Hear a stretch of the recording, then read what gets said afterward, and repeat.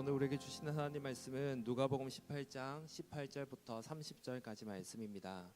누가복음 18장 18절부터 30절까지 말씀, 제가 가진 성경으로 신약 성경 127쪽에 있습니다.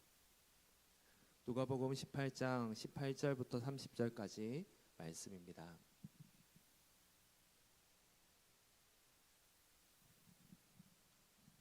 누가복음 18장 18절부터 30절까지 말씀, 우리의 오늘은 한 절씩 돌아가면서 읽도록 하겠습니다. 제가 먼저 18절을 읽겠습니다.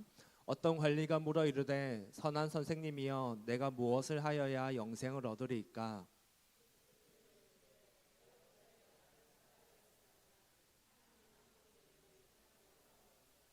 내가 계명을 안 하니 간음하지 말라, 살인하지 말라, 도둑질하지 말라, 거짓 증언하지 말라, 내 부모를 공경하라 하였느니라. 예수께서 이 말을 들으시고 이르시되 내게 아직도 한 가지 부족한 것이 있으니 내게 있는 것을 다 팔아 가난한 자들에게 나눠주라.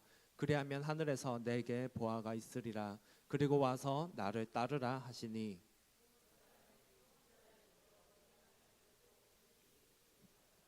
예수께서 그를 보시고 이르시되 재물이 있는 자는 하나님의 나라에 들어가기가 얼마나 어려운지.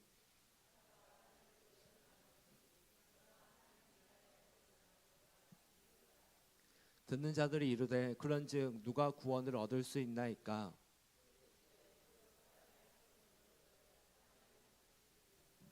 베드로가 여짜오되 보옵소서, 우리가 우리의 것을 다 버리고 주를 따랐나이다.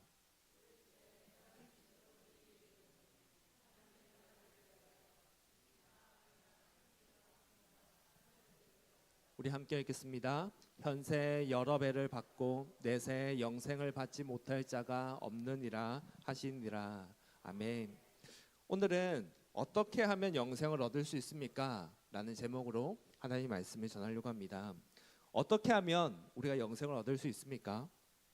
이 질문은 어떻게 하면 우리가 천국에 들어갈 수 있습니까? 라는 말과 같습니다. 그리고 오늘 본문에서 질문하고 있는 것도 바로 그것을 말하는 겁니다. 천국에 들어갈 수 있는 방법, 영원한 생명을 얻을 수 있는 방법, 그것을 묻고 있는 겁니다. 이 질문의 답은 무엇입니까? 우리는 잘 압니다. 무엇이냐면 우리 죄를 위해 죽으신 예수님, 그분을 믿는 믿음으로 가능합니다. 오직 예수님을 믿음으로 구원을 받는다. 이것이 영생을 받을 수 있는 유일한 방법입니다. 우리가 착한 일을 많이 하면 구원받을 수 있는 게 아닙니다. 절제하고 검소하게 사는 것으로 구원을 받을 수 있는 게 아닙니다. 어려운 사람을 많이 돕는 것으로 구원을 받는 것도 아니고, 헌금을 많이 한다고, 교회를 많이 한다고, 전도를 많이 한다고 구원을 받을 수 있는 것도 아닙니다. 오직 예수님을 믿는 믿음, 그것으로만 우리는 구원을 받을 수 있습니다. 그런데 우리가 이것을 강조하다 보니 문제가 하나 생깁니다. 그것이 뭐냐면 예수를 믿는다는 그 믿음으로 구원을 받는다고 하니까, 착한 행실로 구원을 받는 게 아니라고 하니까 예수님을 믿는다고 하기만 하면 그만이다 라고 착각을 한다는 겁니다. 내가 착한 일을 한다고 구원받는 거 아닌데, 내가 선하게 산다고 그렇게 노력한다고 해서 구원받는 게 아니고 천국 가는 게 아닌데 그런 거 안 해도 되지 않느냐라고 하는 것이 있다, 하는 사람들이 있다는 겁니다. 얼마 전에 제가 한 영상을 봤습니다. PD수첩에서 다락방에 타락한 목회자들이라고 하는 영상입니다. 저 단체는, 저 영상은 세계복음화 전도협회라고 하는 단체, 보통 다락방이라고 불리는 한 단체에 대한 영상입니다. 저 단체는 대한예수교 장로회라는 타이틀을 가지고 있는 곳입니다. 이름으로 임마누엘 교회라고 보통 불려지곤 하는 그런 곳이 바로 저 곳입니다. 영도의 그 본부라고 해야 되나요? 그게 있는 걸로 알고 있는데, 저 단체는 이름은 대한예수교 장로회 세계복음화 전도협회라고 되어 있지만 사실 우리 교단뿐만 아니라 대부분의 주요 교단에서 다 이단으로 규정하고 있는 단체입니다. 이 영상을 보면 이 다락방의 목회자들이 얼마나 타락했는지를 보여주고 있는 영상입니다. 다락방의 목회자 중에서, 다락방에도 여러 교회가 있습니다. 교회 이름을 가지고 있는 여러 곳이 있는데, 거기에서 담임 목회자가 성도에게 성범죄를 저지르고 그것을 총재인 유광수 목사는 나서서 덮어주려고 하는 일들이 있었다고 합니다. 목회자들끼리 룸살롱을 다닙니다. 술을 마시기도 합니다. 총재는 설교하면서 자기는 시계를 모은다라고 하면서 수억 원대의 시계를 자기가 모으고 있다고 말하기도 합니다. 재정에 있어서 비리가 있지 않고서야 불가능한 일이죠. 그리고 저 영상에서 보면 900억대 그 헌금을 모아서 무슨 건물을 짓는다라고 했더니 그게 어디에 사용됐는지 찾을 수가 없다라고 하면서 저들이 저지르고 있는 성적인 문란함들, 도덕적인 타락들, 재정적인 비리들 그런 것들을 꼬집고 있는 영상입니다. 그런데 저들이 저런 죄를 지을 수 있는 이유가 무엇인지 아십니까? 저곳의 목회자들은 왜 저런 것을 지으면서 아무렇지 않게 설교를 하고 당당하게 살고 있었겠습니까? 그것은 저들이 가지고 있는 교리 때문입니다. 저들은 이렇게 생각합니다. 예수님께서 과거의 죄도, 현재의 죄도, 미래의 죄도 다 용서하셨다. 그 죄값을 다 치르셨다. 그러니 자유다. 틀린 말입니까? 예수님이 우리의 과거의 죄, 현재의 죄, 미래의 죄 다 치른 거 맞습니다. 죄값을 이미 다 치르셨습니다. 그런데 문제는 여기서 이들은 더 나갑니다. 그 죄의 문제를 해결받았으니까 나는 천국에 들어갈 수 있는 하나님의 자녀가 되었으니까 이제는 죄를 지어도 상관없다는 겁니다. 그래서 술을 마셔도 성범죄를 저질러도 괜찮습니다. 이미 나는 천국의 티켓을 가지고 있으니까, 이미 내 죄는 용서받았으니까 그런 교리를 가지고 있으니 자기 마음대로 살아갑니다. 제가 아는 사람들 중에도 다락방에 속해 있는 사람들이 있습니다. 심지어 그 안에서 신학을 한다고 하는 사람도 제가 아는 사람이 있습니다. 그런데 다들 술을 마십니다. 저에게도 술을 권합니다. 이상한 일 아닙니까? 저는 안 된다, 안 마신다라고 하면 그걸 좀 이상하게 보더라고요. 오히려 저는 그걸 보면서 이상하다 싶었습니다. 저들은 왜 저럴까? 왜 술을 마실까? 왜 그걸 당연하게 생각할까? 아무렇지 않게 생각할까? 고민을 했는데 알고 보니 저 교리 때문이더라고요. 내 죄는 다 용서받았으니까 나는 천국행 티켓을 가지고 있으니까 이 땅에서 내 마음대로 살아도 돼. 이런 이들의 교리 어떻게 보이십니까? 괜찮아 보이십니까? 사실 사람들에게는 너무나도 매력적인 교리입니다. 생각해 보십시오. 죽고 나서 천국에 갈 수 있다. 죽고 나면 어떻게 될지 몰라서 사람들이 벌벌 떱니다. 죽고 나서 내가 어디 갈까 두려워합니다. 그 두려움에 대한 답을 제시해 줍니다. 예수님 믿으니까 천국 갈 수 있다. 이 땅에서는 우리가 예수님 믿는다고 해서 포기해야 되는 것들이 있습니다. 술, 담배 하지 말라고 보통 교회들 말합니다. 그런데 여기에서는 내 마음대로 즐길 거 다 즐기고 살아도 된다고 합니다.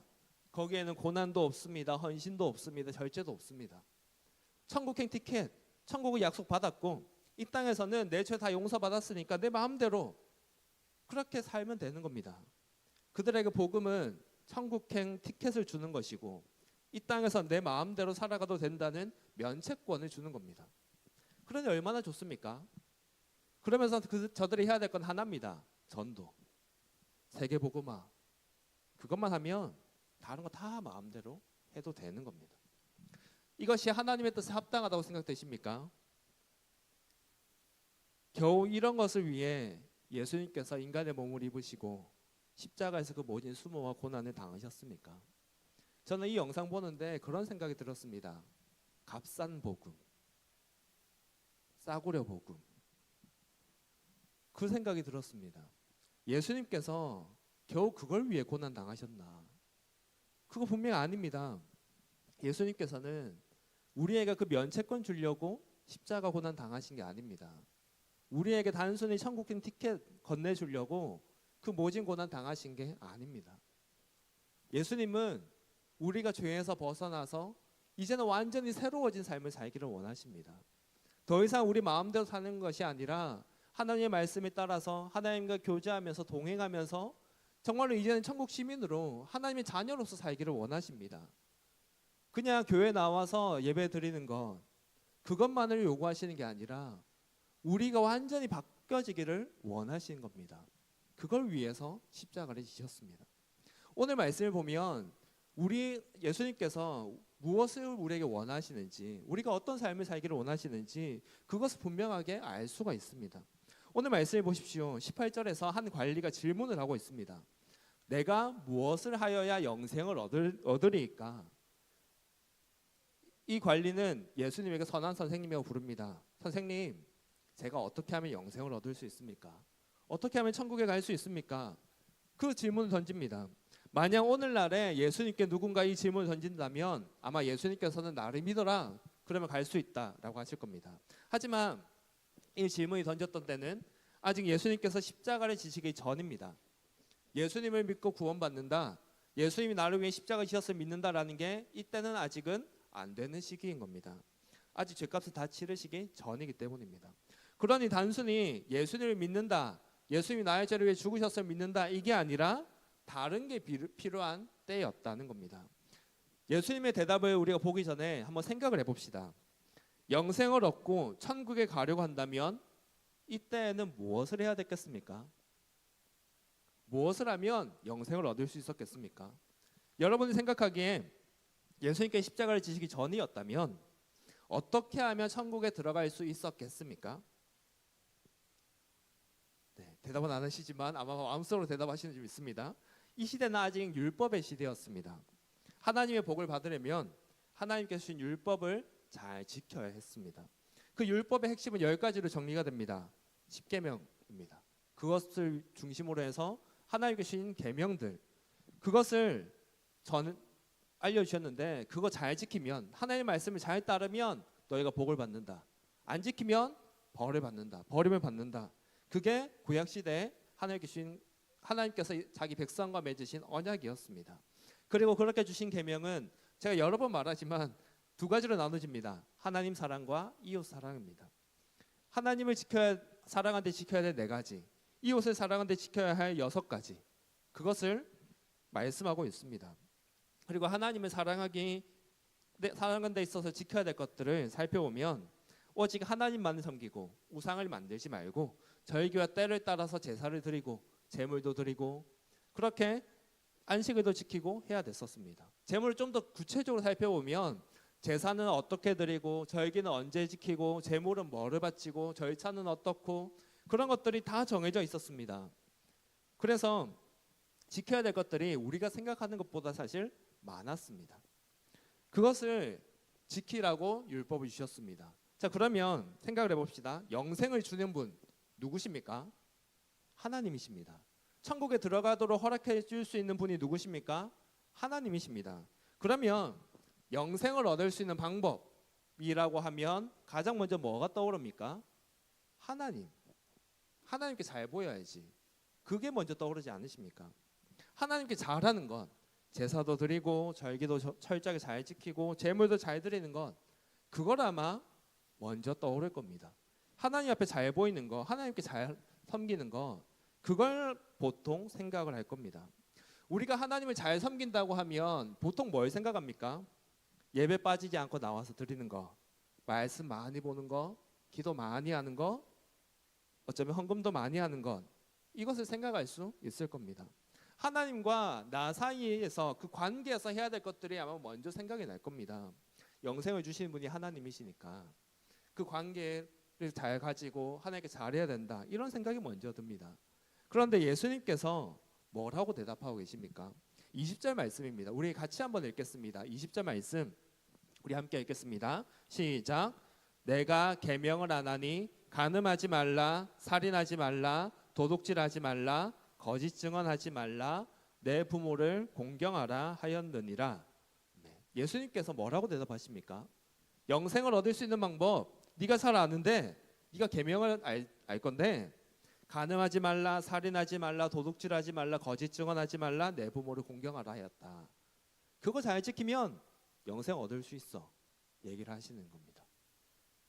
이상하지 않습니까? 우리는 하나님과 우리 사이에 그 1:1 관계 속에서 잘해야 될 것들이 먼저 떠오릅니다. 예배와, 이 당시는 제사죠. 제사와 제물과 절기와 헌금 이런 것들이 생각날 겁니다. 기도가 생각날 겁니다. 그런데 예수님은 다른 걸 얘기하십니다. 간음하지 말고, 살인하지 말고, 도둑질하지 말고, 거짓 증언하지 말고, 부모를 공경하라. 이것은 10계명 중에서 이웃 사랑과 관련된 계명에 속해 있는 것들입니다. 영생을 얻을 수 있는 방법을 묻는데 예수님께서는 하나님과 사람 사이에서 해야 될 걸 말씀하시는 게 아니라 이웃과의 관계 속에서 해야 될 것들을 말씀하고 계시는 겁니다. 이것으로 끝이 아닙니다. 이 말씀을 하는데 이 관리는 이렇게 대답합니다. 제가 어려서부터 다 지켰습니다. 내가 어려서부터 그 계명들 잘 지키고 살았습니다. 사실 참 놀라운 말 아닙니까? 예수님 앞에 당당하게 저 계명 다 지켰습니다 말하는 거 쉽지 않은 일입니다. 근데 이 사람은 그 정도의 열심이 있었고 철저하게 지켜왔던 것 같습니다. 그래서 당당하게 말합니다. 제가 그것은 다 지켰습니다. 근데 예수님이 이 말씀을 듣고 나니까 한마디 더 말씀하십니다. 하나가 부족하다고 합니다. 너에게 있는 것 그거 다 팔아서 가난한 자들에게 나눠줘. 그러면 내게 하늘 보화가 있을 거야. 하늘에 상급이 있을 거야. 그 말씀을 하시고 그러고 나서 나를 따라. 그러면 네가 영생을 얻는다 말씀을 하십니다. 예수님께서 요구하시는 것들은 무엇입니까?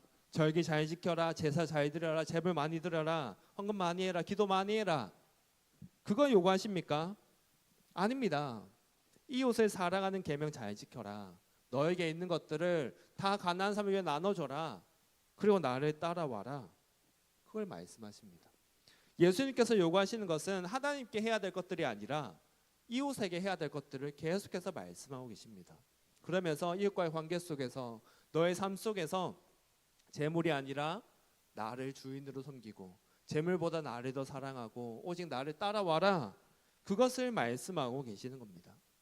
사실 저는 이 말씀을 보면서 그냥 말씀 통독하는 중에 이 말씀을 보는데 충격적이었습니다. 영생을 얻는 방법인데 왜 하나님이 이걸 말씀하실까? 네가 하나님만 잘 섬겨라. 네가 죄에서 멀어져라. 뭐 절기 정확하게 잘 지켜라. 이 얘기를 안 하시고 왜 이웃에 대한 이 섬기는 삶에 대해서만 얘기를 하실까? 그게 참 충격적이었습니다. 우리는 보통 하나님을 잘 섬기는 사람이라고 하면 어떤 이미지를 떠오르십니까?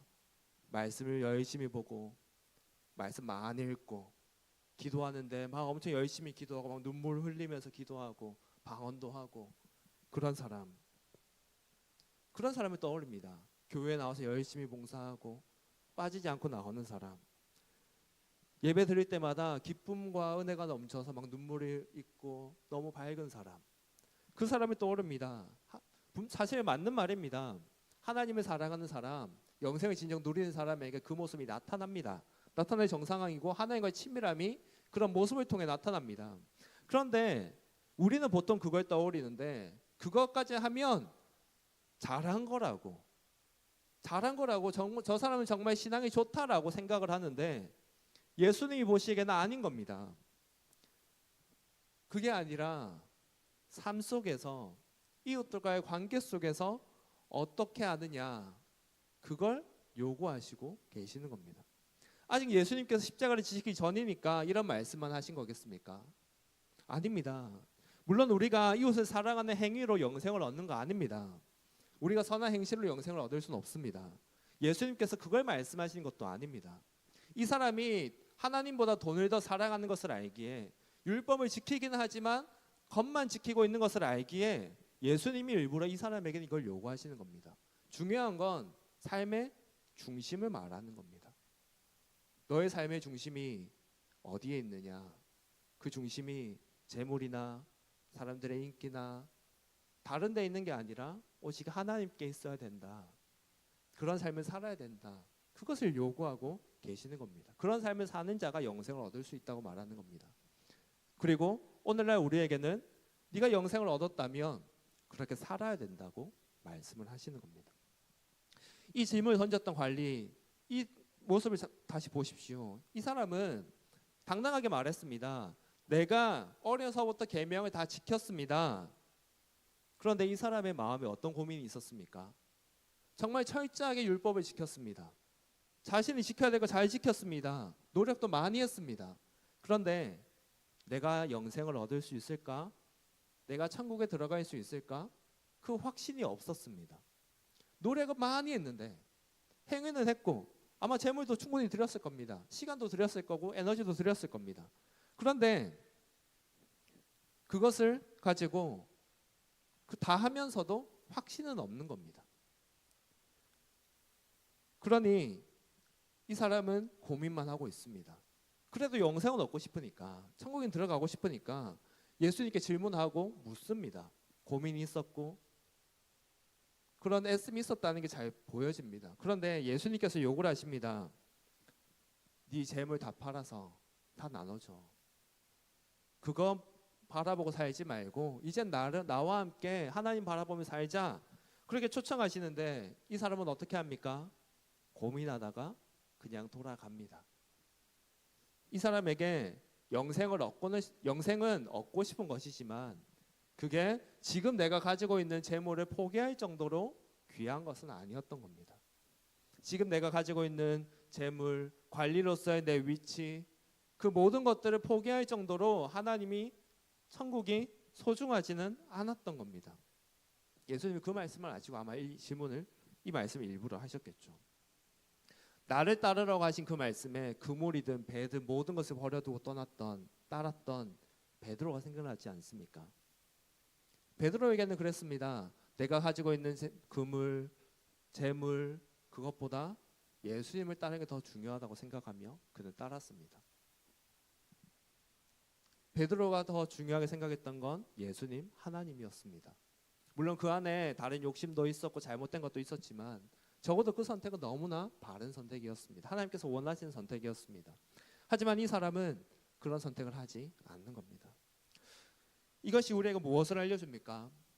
교회에 이 예배당에 몸만 와 있는 게 아니라 우리의 삶의 중심이 달라져야 한다는 것을 알려줍니다. 이 관리는 자신 있게 말했습니다. 나 계명 다 지켰습니다. 나 철저하게 살았습니다. 지킬 거 다 지켰습니다. 그런데 그 마음의 중심은 재물에 있었고 다른 데 있었습니다. 율법을 지키기는 지키는데 하나님 말씀을 잘 알았을 것이고 공부도 했을 것이고 배우려고 노력도 했는데 그 가운데 중심은 다른 데 가 있는 겁니다. 진짜 그 마음은 다른 데 가 있었던 겁니다. 아마 오늘날이었다면 이 관리는 예배에 빠지지 않고 나왔을 겁니다. 모든 예배에 참여를 했을 겁니다. 교회 생활 열심히 했을 겁니다. 아마 직분도 맡았을 거고 여러 가지를 맡아서 열심히 일을 했을 겁니다. 헌금도 충분히 정확하게 다 했을 겁니다. 우리가 생각하는 신앙 좋은 사람의 그 모습을 이 관리는 다 가지고 있었을 겁니다. 사회에서도 영향력이 있고 교회에서도 영향력이 있는 정말로 본이 되는 신앙인, 그게 이 관리의 모습이었을 겁니다. 오늘날이었다면요. 그런데 그런 겉은 있는데 속은, 마음은 진실되지 못합니다. 신앙의 모습은 있는데 진실된 믿음도 없고 정말로 제대로 된 실천도 없습니다. 그러다 보니 고민합니다. 내가 구원을 받은 건가? 내가 천국에 갈 수 있을까? 끊임없이 의심하고 고민합니다. 답을 들어도 이렇게 하면 돼 라고 들어도 실천하지 않습니다. 내 것을 포기하지 못합니다. 겉모습만 있고 고민만 있습니다. 성경을 보면 이와 비슷한 부류를 또 만나게 됩니다. 발견할 수 있습니다. 그들은 바로 바리새인들입니다. 바리새인들, 그들은 율법을 정말로 철저히 지켰던 사람들입니다. 여러 가지 전통들을 만들어서 정말로 열심히 지키겠다고 막 애를 쓴 사람들입니다. 절기 다 지켰고 제사 다 드렸고 제물도 드리고 11조도 드리고 기도도 열심히 합니다. 사람들 다 알 정도로 그렇게 다 열심히 삽니다. 그런데 그렇게 잘 지켰는데 이들의 속마음은 어땠습니까? 그들의 삶의 중심은 어디에 있었습니까? 예수님께서는 바리새인들을 향해서 항상 말씀하셨습니다. 너희가 겉만 있다고, 율법의 행위만 있다고, 중심은 없다고 책망하셨습니다. 교만하다 말씀하셨습니다. 너희도 못하는 것을 다른 이들에게 강요해서 다른 사람들까지 다 힘들게 만든다고 책망하셨습니다. 너희는 사람들에게 보이기 위해서 그 모든 것을 한다고 책망을 하셨습니다. 그리고 성경에서 바리새인에 대해서 이렇게 평가를 내리고 있는 것을 보게 됩니다. 누가복음 16장 14절에 앞부분에 이렇게 말합니다. 바리새인들은 돈을 좋아하는 자들이라.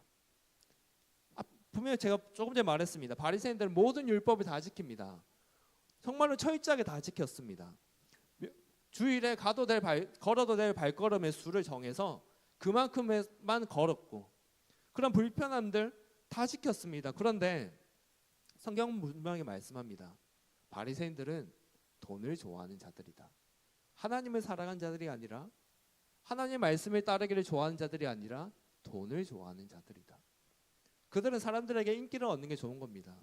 사람들에게 인기를 얻고 힘을 얻고 그래서 재물을 얻는 게 좋은 겁니다. 행위는 분명히 하나님 앞에 철저히 율법을 지키는 신앙인의 모습입니다. 하지만 그 마음은 신앙이 아니라 돈과 명예와 권력을 쫓는 것만 가득한 겁니다. 겉은 있는데 속은, 삶의 중심은 완전히 다른 데 있는 겁니다. 그렇다면 우리는 어떻습니까? 여러분은 예수님이 나의 죄를 위해 죽으셨다는 것을 믿으십니까? 아멘. 네. 여러분은 구원 받으셨습니까? 아멘. 지금 당장 죽어도 천국에 갈 수 있다고 믿으십니까? 아멘. 그렇다면 여러분의 삶은 어떠십니까? 예수님께서 간음하지 말라, 살인하지 말라, 도둑질하지 말라, 거짓 증언하지 말라, 내 부모를 공경하라고 하신 그 말씀을 들으면서 혹시 찔림은 없으십니까? 여기서 말하는 살인하지 말라, 제가 지금 수요기도회 때마다 웨스트민스터 소위를 문답을 나누고 있는데 거기에서 계명들에 대해 나누고 있습니다. 아직 다른 것들은 나누지 못했지만 살인하지 말라 이 하나는 나눴습니다. 그 안에 어떤 의미가 있었습니까? 네, 살인 아닌가요? 부모를 공경하라까지만 했나요? 네, 제가 설교 중에 아마 여러 번 나눴을 겁니다. 아직 살인하지 말까지 못 나갔네요. 부모를 공경하라까지만 나갔습니다. 네 옆에 있는 사람을 존경하고 공경해라. 살인하지 말라는 그 말 안에는 이런 것이 담겨 있습니다. 내 형제를 미워하지 말고, 욕하지 말고, 비난하지 말고 사랑해라. 예수님은 형제에게 욕하는 것, 형제에게 화를 내는 것을 살인과 똑같은 것으로 취급하셨습니다. 미워하는 것을 살인과 똑같은 것으로 보셨습니다. 우리의 마음속에, 우리의 삶 속에 혹시 욕은 없으셨습니까? 미워하는 마음은 없으셨습니까? 비난하는 말과 눈초리와 손가락질이 있진 않으셨습니까? 거짓말이 있진 않았고 다른 사람들을 무시하고 괴롭게 했던 일들이 있진 않습니까? 음란함이 여러분의 마음속에 있진 않습니까? 간음하지 말라, 불륜을 저지르지 않는 것, 그것만 생각하지만 예수님께서 말씀하셨습니다. 음란한 마음으로 여인을 보는 자가 간음하는 자라고. 음란한 마음을 품고 그것을 계속 가지고 있는 것도 간음죄입니다. 예수님께서 그 모든 것들을 말씀하시는데 어떤 마음이 드십니까? 영생을 받은 자다운 모습의 삶이 있으십니까? 저는 참 많은 찔림이 느껴졌습니다. 이 말씀을 보는데 충격을 받았다고 제가 앞에 나눴습니다. 그러면서 찔림도 많이 받았습니다. 내가 정말 그렇게 살고 있는가? 저는 구원받았다는 믿음이 있습니다. 영생을 받았다고 믿습니다. 저는 지금 당장 죽어도 천국에 간다는 믿음이 있습니다. 그런데 예수님께서 영생을 얻을 수 있는 방법을 묻는 이 질문에 하나님 사랑이 아닌 이웃 사랑에 대한 계명을 말씀하시는 것을 보면서 진짜 내가 영생을 받은 사람으로 살고 있는가? 진짜 내가 제대로 살고 있는가라는 찔림과 고민이 생겼습니다. 저는 분명히 교육자로 살고 있습니다. 누구보다도 우리 교회에서 드리는 모든 예배에 다 참석하고 있습니다. 교회에서 하는 모든 사업들, 그런 것들에 앞장서서 저는 사역하고 있습니다. 기도도 하고요, 말씀도 보고요, 심지어 그 말씀을 가르칩니다. 가르치기 위해서 또 더 많이 봅니다. 교육자입니다. 그래서 신앙적으로 좀 괜찮아 보이지 않습니까? 사람들은 그렇게 인정을 해주곤 합니다. 그래도 교육자인데, 강도사인데 인정을 해주곤 합니다. 그런데 제 마음을 돌아보니까, 제 삶을 돌아보니까 너무 부끄러운 마음밖에 안 드는 겁니다. 예수님께서 원하시는 것은 교회 와서 교육자로서 보이는 모습을 원하시는 게 아니고 그 모습 속에 담겨 있어야 될 진짜 예수님을 살아가는 마음, 이웃을 살아가는 마음, 그 마음이 필요한 건데, 삶의 중심을 원하시는 건데 그냥 겉만 있는 것은 아닌가, 그 고민이 계속 되어졌습니다. 내가 구원받았다는 것, 그것만 생각하면서 내가 계속 받으려고만 하고 있었던 것은 아닌지, 예수님을 닮아가기보다 여전히 세상을 쫓고 내 즐거움을 쫓고 내 만족을 쫓으며 살고 있는 것은 아닌지, 그래서 내가 주인이 되어 살고 있는 것은 아닌지, 그 고민이 너무 되어졌습니다. 여러분은 어떠십니까? 예수님께서 십자가에 죽으신 것은 우리에게 면죄부를 주기 위해서 죽으신 게 아니라고 했습니다. 단순히 천국행 티켓 주려고 우리를 위해 죽으신 것 아닙니다. 예수님께서 그 모진 고난을 감당하신 것은 우리가 이제는 정말로 죄에서 벗어나기를 원하시기 때문에 그 고난을 당하신 겁니다. 우리가 죄 가운데 너무 괴로워하며 살고 있는 거, 그거 볼 수가 없어서 내가 너희를 위해 대신 죽을게, 내가 너희를 위해 대신 피 흘릴게, 고난 당할게, 그러니 이제 너희는 나를 믿고 죄에 더 이상 매이지 말고 진정한 자유를 누리며 살아. 이제는 하나님과 진정한 교제 속에서, 나와의 진정한 그 사랑의 교제 속에서 함께 살자. 그걸 위해서 예수님께서 죽으셨는데, 피 흘리셨는데, 우리는 여전히 그것을 믿으면서도 내가 주인이 되어서 여전히 죄를 쫓아, 여전히 세상을 쫓아 살고 있는 것은 아닙니까? 이제는 우리의 삶의 모습이 달라지기를 원합니다. 삶의 중심이 달라지기를 원합니다. 예수를 믿는다는 믿음, 그 믿는다는 말만 하고 사는 게 아니라, 나 교회 다닌다로 말만 하고 교회 몸만 와 있는 게 아니라, 교회 일만 하는 게 아니라 우리의 삶 속에 진정으로 하나님과의 동행이 있기를 원합니다.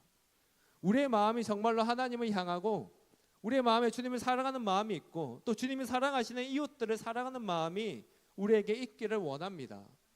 그래서 내 즐거움을 위해서 예수님의 그 죽음을 면죄부로 삼는 게 아니라, 이제는 정말로 우리의 삶을 하나님께 드리며 하나님과 동행하며 살아갈 수 있기를 원합니다. 그래서 세상 가운데 하나님의 사랑이 이런 겁니다. 하나님이 이렇게 좋으신 분이십니다. 하나님이 내 삶 가운데 이런 놀라운 일들을 행하십니다. 그것을 간증할 수 있는, 그것을 나타내며 세상에 빛을 비출 수 있는 우리 모두가 되기를 예수님의 이름으로 축복합니다. 우리 이 시간 함께 기도하기를 원합니다. 우리의 삶을 돌아보면서 회개할 것 있다면 회개합시다. 겉만 있었던 것 회개합시다. 아니 겉조차도 없었던 것 회개합시다. 하나님, 이젠 제 삶의 중심을 하나님께 드립니다. 제 삶의 주인됨을 하나님께 드립니다. 하나님, 이젠 내가 주인된 삶이 아니라, 내 마음대로 사는 것이 아니라, 죄에 매이는 삶이 아니라, 이제는 정말 하나님을 바라보는 삶을 살기를 원합니다. 하나님의 뜻을 따라 살기를 원합니다. 빛을 비추며 하나님의 사랑을 나누는 삶을 살기를 원합니다. 우리 그렇게 회개할 것 있다면 회개하시고, 결단할 것 있다면 결단하며, 우리 주여 한번 외치고 함께 기도하며 나아가겠습니다. 주여, 아버지 하나님 용서하여 주시옵소서. 아버지, 제 안에 있는 더러운 죄악들을 용서하여 주시옵소서.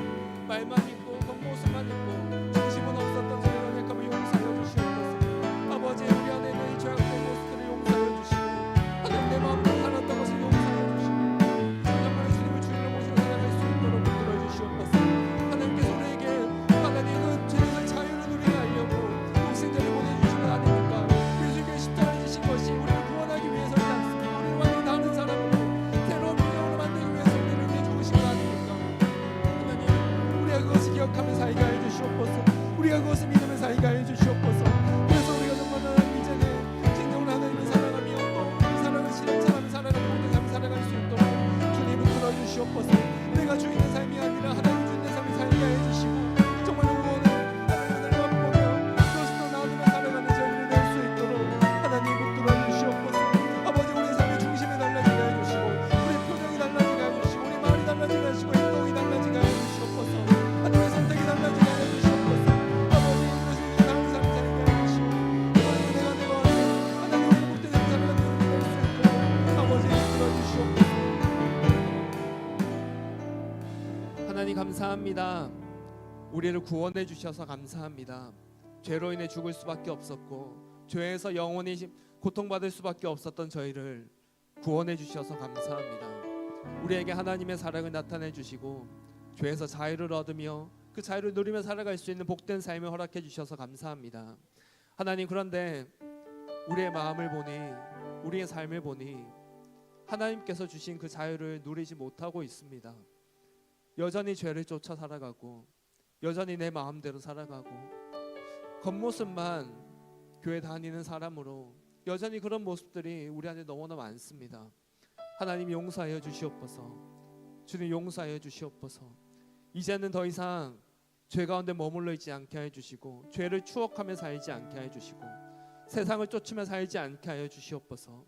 이제는 정말로 주님을 쫓는 인생이 되게 하여 주시고, 우리에게 그 영원한 생명을 주신 그 주님을 바라보며 주님을 주인으로 모시고 살아가는 우리 모두가 될 수 있도록 붙들어 주시옵소서.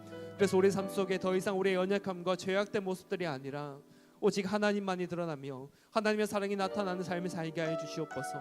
이 어둠 가득한 세상 가운데, 죄악으로 가득 찬 세상 가운데 하나님의 빛을 비추는 복된 삶을 우리 모두가 살아낼 수 있도록 붙들어 주시옵소서. 감사합니다. 살아계신 예수님 이름으로 기도드렸습니다. 아멘.